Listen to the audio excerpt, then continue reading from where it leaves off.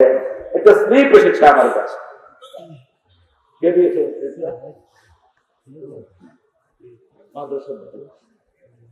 এই লোকটাকে চিনেন তো? কালকে কেমন হয়েছে?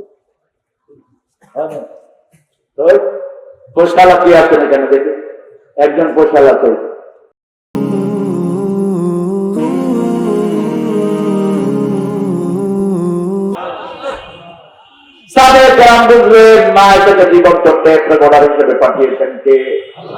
আর তারপরে সবচেয়ে বড় হাদিসের হাফেজ হলেন সাইয়েদনা ইসমাইল মুহাম্মদ ইবনে ইসমাইল বুখারী।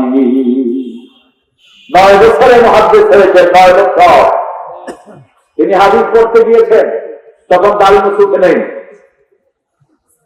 হাদিস 3 মাস 4 মাস পড়ার পরে উস্তাদ কাগজ দিচ্ছে যে তোমরা যে কয়টা হাদিস মুখস্থ করছো কাগজে লিখে নিয়ে আসবা।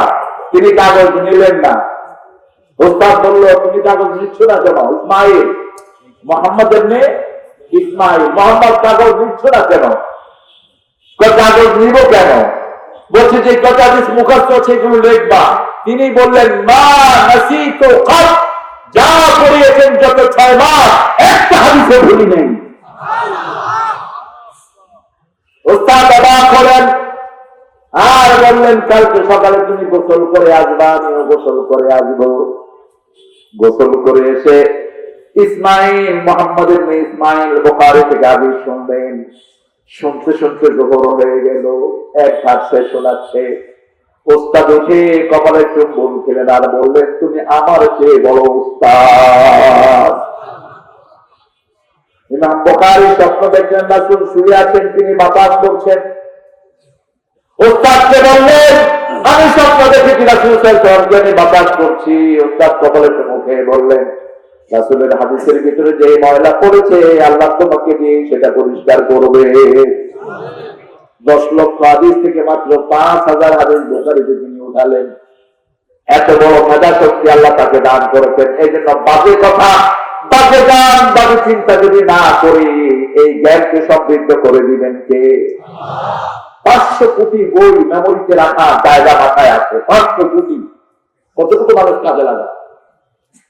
এই পৃথিবীতে উপকরণ লোক সবচেয়ে বেশি কাজে লাগিয়েছেন আইজাক নিউটন। তিনাকে বলেছিল, how much knowledge you have gathered in your life, কতটুকু জ্ঞান অর্জন করেছেন আপনি? তিনি বলেছেন, I couldn't gather any knowledge, man, I was walking on the beach of knowledge. আমি জ্ঞানের বেলাভূমিতে, জ্ঞানের সমুদ্র থেকে আমি কেবল হাঁটছি মাত্র, কোন জ্ঞান আমি অর্জন করতে পারিনি। প্রতিদিন পড়া, প্রতিদিন কোরআন পড়া আছে না নাই? 5 ওয়াক্ত নামাজ আছে না নাই? কন্টিনিউয়াস পড়া পড়া পড়া পড়া পড়া ছাড়া অন্য কোন উপায়? কখন শুনবেন বাজে গান? লাইফ তো একটাই, লাইফ কয়টা? একটা লাইফ। কখন দেখবেন বাজে নাটক? কখন এত সময় কোথায় আপনার? আমাদের তো 24 ঘন্টায় আল্লাহ টাইম দিয়ে রেখেছেন। 5 ওয়াক্ত নামাজ, তাসবিহ, তাহলিল আছে না নাই? এই তসবিহগুলো হলো রিবাত, রিবাত, রিবাত। এগুলো হলো ক্যান্টনমেন্ট, আপনাকে হেফাজত সুরক্ষিত রাখবে। রাসূল বলেন, যালিকুম রিবাত, যালিকুম রিবাত, যালিকুম রিবাত। এই তসবিহগুলো করবা, কোনো অবস্থায় তোমাকে স্পর্শ করবে না। বারবার করে বলেছেন, বারবার তাকিদ দিয়েছেন, নিজেও বলেছেন, উম্মতকেও পড়তে বলেছেন। আল্লাহকে মাওলাদুন আল্লাযীনা হুম লিয-যাকাতি ফাইলুন। যাকাত দিবা, যাকাত দেয় না তার সম্পদ অপবিত্র। যে মেয়ে স্বর্ণের যাকাত দেয় না তার স্বর্ণ চোখ ডাকাতি খায়, চুরি হয়, ডাকাতি হয়, আছে না নাই? যে লোক ধান ক্ষেতের যাকাত দেয় না, ধানের যাকাত দেয় না, তার ধ্যান চুরি হয়ে যায়, নষ্ট হয়ে যায়। সাদাকাত, আল্লাহ নিজে সবটাকে লালন পালন করেন আর সুদকে আল্লাহ নিজে ধ্বংস করে দেয়।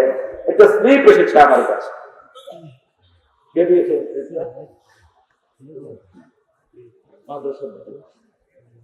এই লোকটাকে চিনেন তো?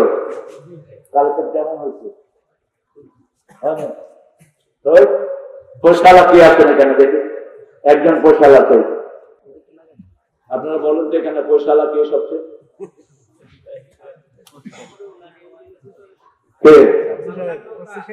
এটা ভাই, ভাই পোশালা কি বলে ভাই? তোমরা বলছি পয়সা দিবা একজন পরিচালনার নাম বলেন, আমি বেশি নেব না তার থেকে, 10 লাখ টাকা দিতে পারে একজনের নাম বলেন। আরে হাসলেন কেন? 10 লাখ টাকা জুয়ার আড্ডা উড়ায়, 10 লাখ টাকা ক্যাসিনো খেলে, ক্যাসিনো খেলে খেলে দেখতে ধ্বংস করে, আসলে নাই এখানে দিলে হাজার ছেলের তেলাওয়াত তোমার আমল্লামায় উঠবে। তুমি কোরআন পড়তে পারো নাই, কিন্তু বাচ্চাদের তেলাওয়াত আল্লাহ তোমার আমল্লামায় তুলে দিবেন। একজন লোক চাইবে পৌঁছালা নাই আপনাদের এলাকায়? হ্যাঁ হ্যাঁ, পৌঁছালা না থাকলে তো ঠিক লাভ নেই। কে আছে পৌঁছালা? স্টেজে কে আছে? ওই হুজুর দেখান তো, একজনকে দেখান। আপনিও চিনেন না, যে মাদ্রাসা চালাবেন কেন? আপনারা দিয়েছেন আমি জানি, কিন্তু আমি কি চাইতে পারি আপনাদের কাছে? আমি আরো কথা বলবো, আমি আমার এই 4টা আয়াত শেষ করবো, কিন্তু আপনাদের কাছে আপনি 10 টাকা করে দিবেন। আপনারা যারা আছেন 10 টাকা করে দিলে এই মাদ্রাসার দিন ভিতরে খাওয়া হয়ে যাবে। মায়েরা কানের কি, কানের কি এটা? দুল, নাকে ফুল, হাতের মালা, গলা মালা, এই 4টা খুলে দিয়ে যাবে। হ্যাঁ হাসিব, উঠো কেন?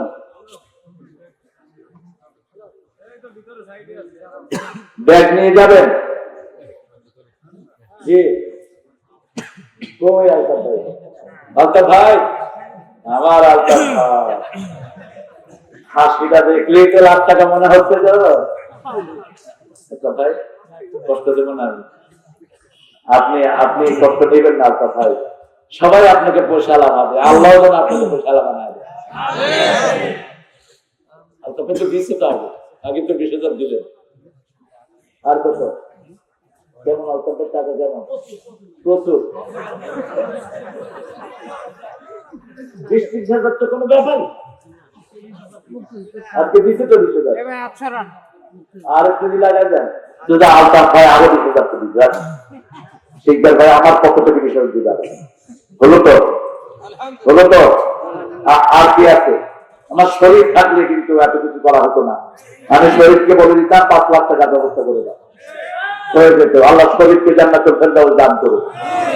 আমাকে একটা ঘড়ি এনে দিয়েছিল, রাডো ঘড়ি। এগুলি সব হাদিয়া। কোরআন তো বুঝেন না, কোরআনের রাস্তায় থাকলে কিছু কিনতে হয় না। মাথা থেকে পা পর্যন্ত সব হাদিয়া। 2 লাখ টাকার মোবাইল হাদিয়া দেবেন, গাড়ি দিচ্ছি, স্পোর্টস কার। 1990 সালে, তখন আমি কথাও বলি না। কোরআনের রাস্তায় থাকলে দায়িত্ব নেন কে? কিচ্ছু কিনতে হয় না, কিচ্ছু না। এই যে আমেরিকায় ছিলাম 4 বছর, না খাওয়ার পয়সা, না ঘরের ভাড়া, না কিছু নেন। এখন পৃথিবীর সবচেয়ে দামি জায়গায় আল্লাহ রাখেন, এরকম একটা রুম, সেখানে $3,000, এরকম একটা রুম স্টেজের মধ্যে ফ্রি। আলহামদুলিল্লাহ করবেন না? এই জন্য কোরআন আছে যেখানে বরকত আছে সেখানে, কোরআন নাই যেখানে বরকত নাই সেখানে। শিক্ষক আলহামদুলিল্লাহ আসেনি, নিজেদের মসজিদে পড়ে আছে। আর কয়েকজন ভাই ছেলেরা যাবে আপনাদের কাছে, আপনারা তো দিবেন তো, কি বলেন? আমি কিন্তু কালেকশনে মাহফিলে যাইও না, নিও না। আমার নিজের প্রতিষ্ঠান আছে, জীবনে তরুণদের কারো কাছে আমি হাত পাবো না, আমি হাত পাবো না।